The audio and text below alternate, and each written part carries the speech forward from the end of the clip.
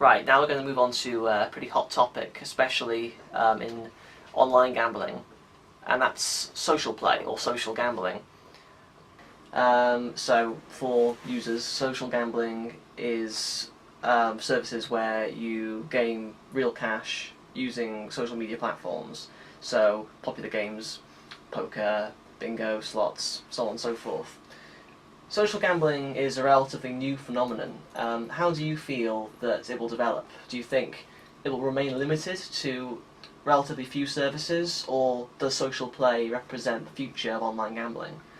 I think looking at social gambling, everybody's watching out everybody else at the moment. I mean, when Bingo Frenzy was launched in August 2012, almost every sector was looking to see whether this particular game was going to take off on the Facebook platform. Now, I'd love to have a crystal ball and say what I think is going to happen in the future, but I think the issue is actually bigger than social gambling stroke social gaming. What is happening, of course, is that almost any area that you work in now, people are trying to monetize their products. So what we're seeing now is convergence between lots of different platforms. I was writing articles 10 years ago where I was predicting that gambling companies were going to start using video game technology, that video game companies were going to start bringing gambling elements into their game, and that is starting to happen. Now, the fact that Facebook is another platform that's kind of come to the fore in the last few years, of course, if you're an operator and you know that there are millions of people spending lots of time every day on a particular platform, anyone with any nous about them will think, we need to get our products in there. Now, in a way, what a lot of the companies do, particularly on kind of social gaming platforms, is they use foot in the door techniques. They get people used to playing particular types of games. So, for instance, something like Zynga's, Texas Hold'em Poker, one of the most popular games on Facebook, around about 35 million people playing it every single month. I know that's a worldwide figure, but that is a huge amount of people playing, basically playing for points. Okay, they buy their virtual cash and then they play poker. Now, to me, this is a psychological masterstroke. The idea that you get people to pay for virtual currency to then play a game, and we know that millions of people do it. If I was, if I was saying the kind of next thing to add on is that, look, you've been buying all this virtual currency. We can give you an opportunity now to actually use your real currency, and you might not even have, by using virtual currency, you know that you have lost that money. There's no way of getting it back. But of course, bringing in real gambling is that people have the chance to win that back. Now, what's bizarre when you see things like PKR, who started having virtual accessories that people could buy. So while people were playing poker, you could buy credits to have people buy alcohol while they're around the table. I mean, this is happening in all forms of online gaming, social gaming. Is the virtual accessory market is worth millions and millions. This is a case where people will gladly pay money to dress their, if you like, their avatars up in particular types of clothing. This could easily be kind of transferred to kind of online poker rooms, for instance, where you create your avatar and you get people to start playing. But of course, the bringing the real money element in is something that every operator would want to do, because that's where the biggest profits will be. Now, saying where do I think things are going to be in 20 years' time is that 10 years ago I could not have things like Facebook. I would never have dreamed that something like a social networking site would have taken off in the way it has and revolutionised gaming. Has the potential to revolutionise gambling. It's just one of those things. Again, in terms of marketeering, it's a marketeer's dream, because here is a platform where we know lots of women predominate. We know that loads of women spend loads of time on Facebook chatting to their friends, playing Candy Crush or whatever. And what we've got is a situation that if we want to bring out a gambling product, we can use one of these foot in the door techniques to get people who are already gaming and playing for free and playing for points. We can also offer them opportunities to gamble as well. Now, of course, what companies are starting to do is play the game for free but win real money. And again, this is a classic foot in the door technique, is getting people familiar with the game, getting people in a no risk situation where they can play for nothing and potentially win prizes. When they win prizes, they feel great. That reinforces them. I mean, the whole thing about human behaviour is we don't actually stop engaging in behaviour unless we're getting constantly rewarded for it. Now, every social game that I can think of, from Candy Crush through to Texas Hold'em Poker, is a game that's full of reinforcement and rewards. Now, for most people, that will result in persistent play, and for a small minority, persistent play might lead to problems. You know, so as a psychologist, I can see how psychological techniques can be exploited, and that and that a small proportion of people, if they're vulnerable or susceptible, can be sucked into that and develop problems. Now that's a kind of moral question, whether you should be doing that or not. But we get that in all walks of life. Now, your basic question is is social gambling going to take off? The answer is we just don't know yet. But my guess is you're going to see more and more convergence just between gaming and gambling anyway. There'll be lots more opportunities for people within gaming environments to have a little flutter, and there'll be lots more gaming, kind of video game environments that will start to introduce those gambling type elements. I mean, it's just the kind of cannibalisation of all these fields. When I started researching back in 1986, 87, I was researching gambling addiction. Then, early 90s, I started doing video game addiction. Then 1994, internet addiction. Now, video gaming, gambling, internet, they've all combined. Everybody can do it on the same device. I remember in 1990 talking about something I called a teleputer that people carried around with them, that they could phone on, that they could do everything in terms of what a computer could do to watch television. And I said, maybe one of these will be available in 50 or 100 years' time. It's basically taken 20 years for this technology to be there. When people talk about internet gambling, I mean, even that now is just an obsolete term. We're talking about remote gambling that can be done on any tablet, any mobile, any device. Okay, it's not anyone that's got online capability. Now, obviously, if that's linked up to a social networking platform, and you can advertise to people on the move. The basic rule of thumb is that where you increase accessibility, not only do you increase the number of regular users of activity, but you increase the number of problems as well. So what we need, of course, is a kind of social responsibility infrastructure in place that can, help us with those vulnerable and susceptible individuals. But, I really wish I could give you a definitive answer on whether social gambling is going to be a big thing in 10 or 20 years. We just don't know. I wouldn't be surprised if it is, but my guess is that the gambling and gaming field will have moved on by then anyway. Okay, well, it's almost a shame we didn't take out the fluster on the invention of the telecomputer 20 years ago. Yeah. Of course, media convergence is a process which is happening across all entertainment industries. Sort of predicted nicely in the 80s, it's come to pass. I was interested though, you were talking about the kind of natural, logical progression between these foot-in-the-door game services where you begin playing for free, you become familiar with the rules of play, transitioning seamlessly, or ideally seamlessly, to real money play, where you can actually be rewarded for your play. But, I mean, one of the biggest players in free-to-play online poker, Zynga, sort of had to retreat with their tail between their legs after attempting to obtain a real money gambling license, and now they're completely pulling back on plans to expand into real money play. So it seems like the market isn't yet as stable as it should be, which, as you say, it seems like it should be a match made in heaven, but it doesn't seem to be as straightforward as that. I mean, do you have any idea why that might be the case? Well, it'll be, come down to jurisdiction by jurisdiction in terms of what they're prepared to allow. Britain, as far as I know, we're the first country in the world that's legally allowed gambling companies to operate products through Facebook. Every other jurisdiction is looking to us in terms of, whether this is causing any legal problems, whether there's any psychosocial impact, and that's why we can't kind of second guess. I mean, the bottom line is that anyone operating in any sector, whether you're the mobile gaming sector, mobile gambling, internet, interactive television, it's all about monetising the products you already have. Now, obviously, the freemium models that work with games like Candy Crush, for me, this was where gambling is going to go, because what you're going to do, you're going to give people, hours and hours of fun playing for absolutely nothing. But of course, if people want those extra levels or those extra experience, they have to pay for them. And of course, what the gambling operator will start to do is, look, you're already paying for these extra levels for effectively a virtual asset or something that's virtual. Why not we give you a chance to actually win the money back that you played with? And I can see companies, if they're allowed to do it, in being able to do that. But like you say, there'll be some jurisdictions that just decide, we're not going to allow that. This is the thin end of the wedge. We don't believe, they might take the view that social networking environments are basically predominated by adolescents, and therefore we don't want, if you like, adult activities on those. I think that's going to be very hard to do. I mean, I do foresee a time that in 20 years' time, if social networking as we know it now is still around, that gambling will be endemic. But my guess is that the types of gambling that people do will have probably changed and evolved. We couldn't have imagined 20 years ago that we'd have things like in-play betting. That simply could not happen without something like cloud computing.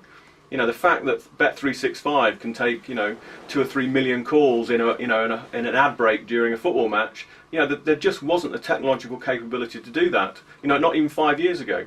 And now, of course, it's in a way, I've always said this, is that in terms of technological revolution, the two industries that always capitalise on first are the sex industry and the gambling industry. They learn how to use these new technologies to monetise their products. So of course, as soon as we had the internet, it was online porn and online gambling were the first two activities to basically monetise their products and everything that they do.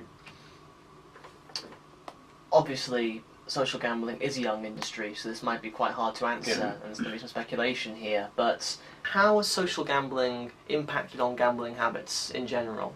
Right, in terms of how social gambling might impact on habits, there aren't enough people doing it at the moment to make any kind of guess about how it's impacting in other areas of their life. But with all of these things, there seem to be tipping points when people, there's, in terms of, social networking and the whole phenomena.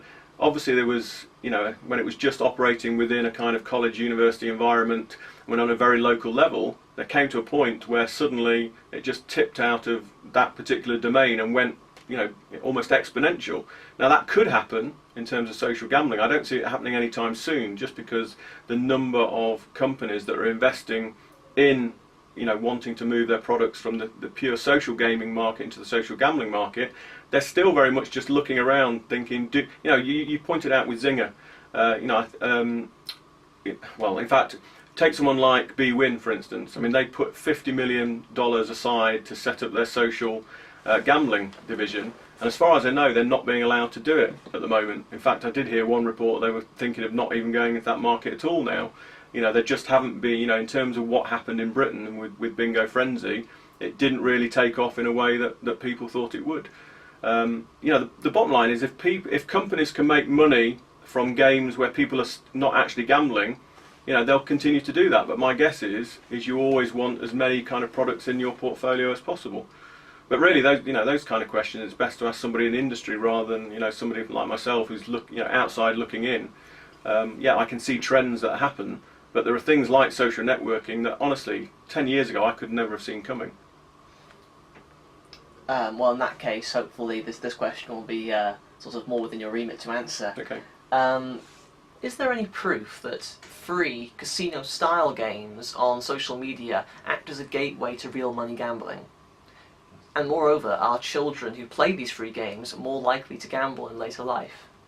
Okay, there's a number of issues there. Okay, I mean the first one, and there's at least 3 or 4 studies now showing that one of the major risk factors for children gambling and children's problem gambling is playing free games. Mm-hmm. So that's both free games on, for instance, a legitimate online gambling site that allows kids to play a demonstration mode or a free play practice round, but also games like Texas Hold'em poker on social networking sites. Parents will often buy credits for their children, let them play, and they're obviously not actually winning any money, but of course what they are doing, those kids are being socially conditioned, behaviourally conditioned to actually know all the kind of rules of the game, know how to play.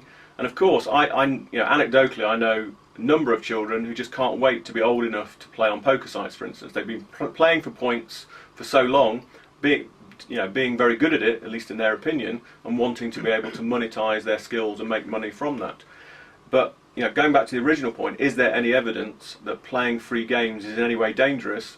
All the studies that I'm aware of, and okay, there have only been 3 or 4, but all of them have shown that playing free games is the number one risk factor for problem gambling in adolescence. So this is one of the things I work with many online gaming companies, and what I've told them is that even for their free games, it should actually be behind the registration process. You shouldn't. There's been a feeling that we shouldn't worry that kids are playing for free. They're not losing any money. But what they are being is they're learning the rules of the game. They're being socially and behaviourally conditioned to play gambling type games. And of course, what we know is that some companies operate what I would call a socially irresponsible practice of making the kind of free and practice demonstration modes. The chances of winning there are much higher than when you actually gamble on the real site. So there's 2 things that I've said to operators they need to do. One is whatever the odds of playing your real games, they have to be reflected in the free play games as well. So if people play them all day and they realise that I only win 20% of the time, that has to be transferred between the free play and the real play. The second thing is that when you register, is that even free games should be behind the registration, and even to play the free games you'd have to register, and most companies, particularly the ones I work with, have very strict age verification techniques. It's very hard for children to actually gamble on their own. But having said that, we know there are parents out there that happily let their children gamble along with them. While that's happening, of course, is that children learn the passwords and whatever for adults' accounts. We also know there's some evidence that younger children use the debit and credit cards of older siblings to gamble on these types of things. So for me, having written 2 books on adolescent gambling, I've spent well over 20 years studying adolescent gambling in all its forms. Social gambling and social gaming and being able to play for free are one of the things that I do have concerns about, because it does seem to be that playing free games is, as you say, a gateway for some people to develop problems on gambling. And for the sake of lay people, I know you say there have only been a small number of studies conducted, but without having, if you like, empirical addiction figures, given that social gambling is quite a new industry, how are these risk factors measured? Right, what we do in a typical survey is that the 3 surveys that I can think of particularly, we do an adolescent national gambling survey, typically survey around about between 8,000 and 11,000 children. It's done on a representative school-based survey. We ask them about their lottery playing habits, their slot machine playing habits. We ask them about their social media use, social networking, etc. And what we do then is that we can obviously separate out people into different risk groups of non-gamblers, social gamblers, at-risk gamblers and problem gamblers. We use what's called the DSM criteria, which is the American Psychiatric Association criteria to measure problem and pathological gambling. Obviously this has been adapted for a child and adolescent audience. The current figure, the great news in terms of adolescent gambling is that the trend is downwards. So for instance, in the year 2000, the number of problem gamblers amongst the adolescent community, and that's the 11 to 15-year-old age group, was 5%. In 2006, it had gone down to 3%, and the latest survey shows it's down to 2% in terms of problem gambling. So, of those thousands of children that are interviewed for those national studies, the current rate is down from what it was 10 years ago, but it's still 2%, which is more than twice the adult problem gambling prevalence rate. But when we look at those 2% of children that have problems, what we do, we use a technique called multiple regression, where we throw everything into the mix. We throw their social demographic features, everything that we can think of is thrown into the mix, and what comes out of that is the things that basically predict what is causing or has an association with problem gambling. And the number 1 risk factor for problem gambling in the 11 to 15-year-old age group is playing free games, either through a legitimate gambling website where they're playing a demonstration game, or playing free games via Facebook. Isn't there a slight contradiction there, in that it seems that the prevalence of free online games is inversely proportional to the number of young or adolescent people with a prevalence or predilection towards problem gambling? You'd think that given that there are a greater variety of free games now available, we'd see an increase in the number of adolescent problem gamblers. The problem we're only looking at 2 main activities, which is the lottery and slot machines. Oh, I see. Okay. So the issue there is, and one of the things I've argued, is that we may be starting to witness a displacement effect of children not going into amusement arcades or trying to buy a scratch card or a lottery ticket from a newsagent. Is that they do things from their tablet, from their mobile phone. But the problem is that the way that particular survey is done, it's funded by the National Lottery Commission, and so they're most interested in children's lottery play. Slot machines have always been examined because they've been the activity, in terms of commercial activity, the only activity they can legally do in terms of playing at seaside towns and family leisure centres. So when we're talking about problem gambling, we're not measuring problem gamblers in terms of their social gaming, because that's not an activity that's even looked at the moment in the context of those studies. So do you feel if those figures were factored in and we had a more holistic view of the gaming habits of the youth in Britain, the figures might paint a very different story? Well, no, because children are still in a position they can't really gamble on through social media yet. There's just not, I don't, we wouldn't have a higher, at the moment we don't have a higher prevalence of problem my guess is that what kids do now is they do lots of things on Facebook. I look at my own kids, I get all my best ideas from my kids. I can't think any of my 3 kids at the moment would find gambling something they want to do, but they would definitely play lots and lots of games and want money to download apps, and I think the kind of gambling add-on is something that will come to them when they're older. But no, I don't think I think those figures are representative of the fact that lots of companies like Camelot, for instance, have really tightened up in stopping children being able to gamble. There are now less opportunities for children, for instance, to gamble on slot machines. A lot of the single-site premises have disappeared now as a result of the Gambling Act. So you would expect to find a decrease. But of course, I think what's happened is that we've also seen that the prevalence of children playing the lottery, children playing slot machines, has diminished over the last 10 years. And my argument for that is it's being displaced by children playing video games, playing online role-playing games, and playing games on social media platforms. In an essay on livecasino.co.uk, we put forward 2 perspectives. On the one hand, social gambling normalises gambling, thrusting a perceived vice into the public domain. But on the other hand, you could argue that this more transparent social experience means individuals with a tendency towards problem play need not suffer in silence. Their actions are visible for all to see. Where do you stand on these arguments, and what do you have to add? I think both those are viable. I don't think it's an either-or situation. You could have a situation like you say. I mean, what I love, particularly in terms of the online world now, is that I have access to behavioural tracking data sets. We can see for the first time exactly what gamblers do. For all these years that I've spent interviewing people, doing surveys, and you ask people what they do online or what they do in terms of their gambling, and they say, I do this, this and this, and there's no way of verifying it. Now, in terms of whether it's a social media platform, whether it's an online role-playing game, or whether it's a site like 888.com, is that we can follow every single click, every single thing that the gambler does from the moment they log onto the site to the moment they log off. So in that sense, in terms of transparency, companies have that data, and I believe they should be using that data to obviously protect players and to minimise harm.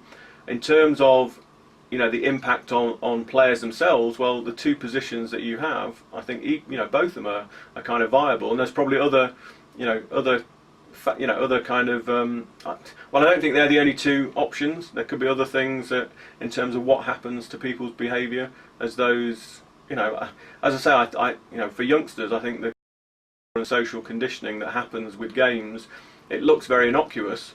But of course, when you add a money element onto it, it can, for a small minority, it can become something that's a problem to them. And we know that youth, in and of themselves, are a vulnerable group.